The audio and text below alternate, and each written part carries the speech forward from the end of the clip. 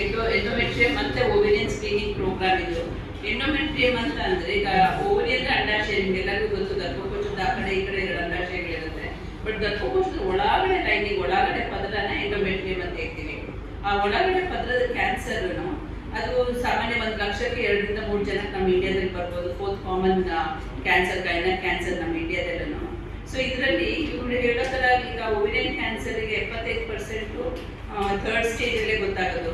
But endometrial cancer ನಾವು ಇನ್ನೂ ಬೇಗ ಡಿಟೆಕ್ಟ್ ಮಾಡ್ಕೋಬೋದು. ಯಾಕೆಂದರೆ ಸಿಂಪ್ಟಮ್ಸ್ ಸ್ವಲ್ಪ ಬೇಗ ಕಾಣಿಸುತ್ತೆ ಈ ಪೇಷಂಟ್ಗಳಲ್ಲಿ endometrial cancer when compared to ovarian cancer. ಇನ್ನೊಂದು ಏನಂತ ಅಂದರೆ we have risk patients also, high risk patients ಇರ್ತಾರೆ ಇದರಲ್ಲಿ. ಫಾರ್ ಎಕ್ಸಾಂಪಲ್, ಈಗ ಯಾರ್ಯಾರಿಗೆ ಎಂಡೋಮೆಟ್ರಿಯಲ್ ಕ್ಯಾನ್ಸರ್ ಬರ್ಬೋದು ಅಂತ ಕೇಳಿದ್ರೆ, ಈಗ ಕೆಲವರೆಲ್ಲ ಸ್ವಲ್ಪ ಒಬೀಸ್ ಇರ್ತಾರೆ, ದಪ್ಪ ಇರ್ತಾರಲ್ಲ, ಅವರಿಗೆ ಎಂಡೋಮೆಟ್ರಿಯಲ್ ಕ್ಯಾನ್ಸರ್ ಬರೋ ಚಾನ್ಸಸ್ ಇರುತ್ತೆ. ಡಯಾಬಿಟೀಸ್ ಇರೋರಿಗೆ ಕ್ಯಾನ್ಸರ್, ಇದು ಎಂಡೋಮೆಟ್ರಿಯಲ್ ಕ್ಯಾನ್ಸರ್ ಬರೋದು. ಹೈಪರ್ ಟೆನ್ಷನ್, BP ಇರೋರಿಗೆ, ಅಥವಾ ಇವಾಗ PCOD ಅಂತ ಹೇಳ್ತೀವಿ, ಚಿಕ್ಕ ವಯಸ್ಸಿನಿಂದ ಇರೆಗ್ಯುಲರ್ ಪೀರಿಯಡ್ಸ್ ಇದ್ದು ಪಾಲಿಸಿಸ್ಟಿಕ್ ಓವರೀಸ್ ಅಂತ ತುಂಬ ಕಾಮನ್ ಆಗಿದೆ ಇವಾಗ ಹೆಣ್ಮಕ್ಳುಗಳಿಗೆ. ಆ ಥರದವರು ಈಗ ಎಂಡೋಮೆಟ್ರಿಯಲ್ ಕ್ಯಾನ್ಸರ್ಗೆ ಹೈ ರಿಸ್ಕ್ ಇರ್ತಾರೆ.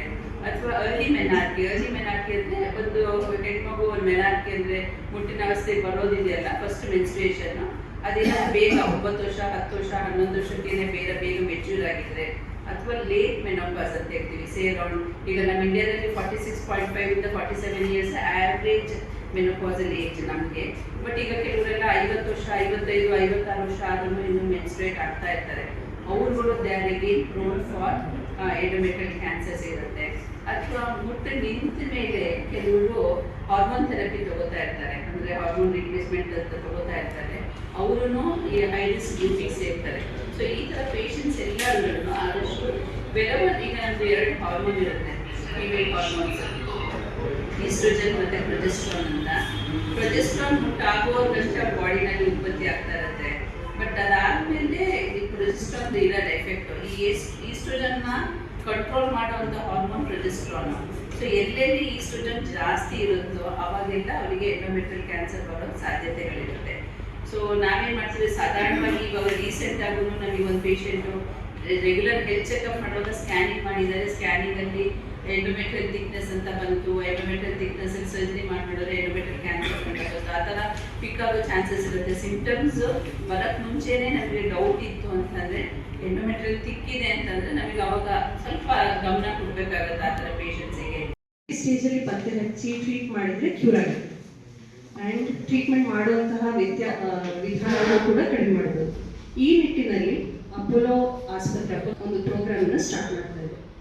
NO ಚೆಕ್ ಅಂದರೆ ಎಂಡೋಮೆಟ್ರಿಯಂ, ಅದೇ ಥರ ಓವೇರಿಯನ್ ಕ್ಯಾನ್ಸರ್ ಸ್ಕ್ರೀನಿಂಗ್ ಪ್ರೋಗ್ರಾಮ್. ಅದರ ಜೊತೆಗೆ ನಾವು ಜನಸಾಮಾನ್ಯರಿಗೆ ಇದರ ಲಕ್ಷಣಗಳನ್ನು ಹೇಳಿಕೊಡುವಂಥ ಪ್ರೋಗ್ರಾಮ್.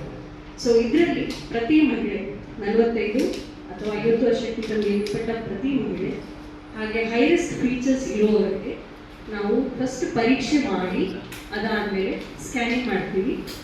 ಸರಳವಾದ ಸ್ಕ್ಯಾನಿಂಗ್, ಅದಕ್ಕೆ ಟ್ರಾನ್ಸ್ ವೆಜಿನಲ್ ಸ್ಕ್ಯಾನ್ ಅಂತ ಹೆಸರು. ಸೊ ಟ್ರಾನ್ಸ್ ವೆಜಿನಲ್ ಸ್ಕ್ಯಾನ್ ಮಾಡೋದ ನಂತರ ಪೇಷಂಟ್ ಸಿಂಪ್ಟಮ್ಸ್ ಬರೋಕ್ಕಿಂತ ಮೊದಲೇ ಅರ್ಲಿ ಸ್ಟೇಜಲ್ಲಿ ಇರುವಂತಹ ವ್ಯತ್ಯಾಸಗಳನ್ನು ಕಂಡುಹಿಡ್ಕೊಂಡು ಈ ಕ್ಯಾನ್ಸರ್ಸ್, 2 ಥರದ ಕ್ಯಾನ್ಸರ್ನ ಪತ್ತೆ ಹಚ್ಬೋದು. ಸೊ ವರ್ಷಕ್ಕೊಂದ್ಸಲ ಈ ಥರ ಮಾಡೋ ಮುಖಾಂತರ ಅರ್ಲಿ ಸ್ಟೇಜ್ ಕ್ಯಾನ್ಸರ್ನ ಪತ್ತೆ ಹಚ್ಚಲಾಗುತ್ತೆ. ಎಂಡೋಮೆಟ್ರಿಯಲ್ ಕ್ಯಾನ್ಸರ್ ಬಗ್ಗೆ ವನಿತಾ ಮೇಡಮ್ ಮಾತಾಡ್ತಾರೆ. ಸೊ ಓವೇರಿಯನ್ ಕ್ಯಾನ್ಸರ್ ಬಗ್ಗೆ ಹೇಳೋದಾದರೆ, ಓವೇರಿಯನ್ ಕ್ಯಾನ್ಸರ್ ಅಥವಾ ಅಂಡಾಶಯದ ಕ್ಯಾನ್ಸರ್ ನಮ್ಮ ದೇಶದಲ್ಲಿ 3ನೇ ಅತಿ ಸಾಮಾನ್ಯವಾದ ಕ್ಯಾನ್ಸರ್ ಮಹಿಳೆಯರಿಗೆ. ಸೊ ಆಲ್ಮೋಸ್ಟ್ 50,000ರಿಂದ 70,000 ಮಹಿಳೆಯರು ವರ್ಷಕ್ಕೆ ಅಂಡಾಶಯದ ಕ್ಯಾನ್ಸರ್ ಅಂತ ಗುರುತಿಸಲ್ಪಡ್ತಾ ಇದೆ. ಸೊ ಓವೇರಿಯನ್ ಕ್ಯಾನ್ಸರ್ನ ಲಕ್ಷಣ ತುಂಬ ನಾನ್ ಸ್ಪೆಸಿಫಿಕ್. ಏಕೆಂದರೆ ಓವರಿ ಇರೋದು pelvis, which is deep inside our body. So ovary cancer ಲಕ್ಷಣ ಸ್ಟಾರ್ಟ್ ಆಗಬೇಕಿದೆ ಅಂದರೆ ಹೊಟ್ಟೆ ಉಬ್ಬರ, ಹೊಟ್ಟೆ ನೋವು, ಹೊಟ್ಟೆ ದಪ್ಪ ಆಗೋದು, ವಾಂತಿ, ಅದೇ ಥರ ವೆಯ್ಟ್ ಲಾಸ್ ಆಗೋದು, ಇದೆಲ್ಲ ಕಾಣಬೇಕಿದ್ರೆ ಆಲ್ರೆಡಿ ಪೇಷಂಟ್ 3ನೇ ಸ್ಟೇಜಿಗೆ ದಾಟಾಗಿರುತ್ತೆ. ಸೊ 3ನೇ ಅಥವಾ 4ನೇ ಸ್ಟೇಜಲ್ಲಿ ನಮ್ಮ ಹತ್ರ ಬರೋದು ತುಂಬ ಕಾಮನ್. ಸೊ ಸ್ಟೇಜ್ 1ಅಲ್ಲಿ ಡಿಟೆಕ್ಟ್ ಆಗೋದು ಓವೇರಿಯನ್ ಕ್ಯಾನ್ಸರ್ ತುಂಬ ಕಡಿಮೆ. ಸೊ ಓವೇರಿಯನ್ ಕ್ಯಾನ್ಸರ್ಗೆ ನಾವು ಅದಕ್ಕೆ ಸೈಲೆಂಟ್ ಕಿಲ್ಲರ್ ಅಂತ ಹೇಳ್ತೀವಿ. Because first symptoms are very non specific. Symptoms ಬಂದಾಗ ನಮ್ಮ ಹತ್ರ ಬರಬೇಕಿದ್ರೆ ತುಂಬ ಲೇಟ್ ಆಗುತ್ತೆ. ಅದಕ್ಕೋಸ್ಕರ ಈ ಸ್ಕ್ರೀನಿಂಗ್ ಮಾಡೋ ಮುಖಾಂತರ, ಸೊ ಎಸ್ಪೆಷಲಿ ಹೆಂಗಸರು ನಲ್ಲಿ ಪ್ಯಾರಿಟಿ ಇದೆ, ಅಂದರೆ ಯಾರಿಗೆ ಇನ್ನೂ ಇಲ್ಲದೆ ಇರ್ತಾರೆ ಅಥವಾ ಜೆನೆಟಿಕ್ ಅಸೋಸಿಯೇಷನ್, ಒಂದು ಫ್ಯಾಮಿಲಿಯಲ್ಲಿ ಬ್ರೆಸ್ಟ್ ಕ್ಯಾನ್ಸರ್ ಹಾಗೆ ಓವೇರಿಯನ್ ಕ್ಯಾನ್ಸರ್ ಇನ್ಸಿಡೆನ್ಸ್ ಇಟ್ಕೊಂಡು ಜೆನೆಟಿಕ್ ಮ್ಯೂಟೇಷನ್ ಕನ್ಫರ್ಮ್ ಆದರೆ, ಅಂದರೆ ಬ್ರಾಕಾ ಮ್ಯೂಟೇಷನ್ ಕನ್ಫರ್ಮ್ ಆದರೆ ಇಂತಹ ಮಹಿಳೆಯರಲ್ಲಿ ಓವೇರಿಯನ್ ಕ್ಯಾನ್ಸರ್ ಬರೋ ರಿಸ್ಕ್ ಜಾಸ್ತಿ ಇರುತ್ತೆ. ಸೊ ಮಹಿಳೆಯರಿಗೆ ಸ್ಕ್ರೀನಿಂಗ್ ಟೆಸ್ಟ್ ಮಾಡೋ ಮುಖಾಂತರ ಓವೇರಿಯನ್ ಕ್ಯಾನ್ಸರ್ ಅರ್ಲಿ ಡಿಟೆಕ್ಷನ್ ಮಾಡೋದು. ಅರ್ಲಿ ಡಿಟೆಕ್ಷನ್ ಮಾಡೋ ಉದ್ದೇಶ ಸ್ಟೇಜ್ 1ನಲ್ಲಿದ್ದರೆ, ಸ್ಟೇಜ್ 1 ತುಂಬ ಅರ್ಲಿ ಸ್ಟೇಜಲ್ಲಿದ್ದರೆ ಕರೆಕ್ಟಾಗಿ ಆಪರೇಷನ್ ಮಾಡಿದರೆ ಮಿಕ್ಕಿದಂತಹ ಟ್ರೀಟ್ಮೆಂಟ್ ಅವಶ್ಯಕತೆ ಇಲ್ಲದೆ ಇರ್ಬೋದು. ಬಟ್ ಅಡ್ವಾನ್ಸ್ ಟ್ರೀಟ್ಮೆಂಟ್ ಇಂದಾಗಿ ಇವನ್ ಸ್ಟೇಜ್ 3ರಲ್ಲೂ ಪಡಿಸಲು ಆಗ್ತಾ ಇದೆ. So ovarian cancer should not be neglected, especially the symptoms.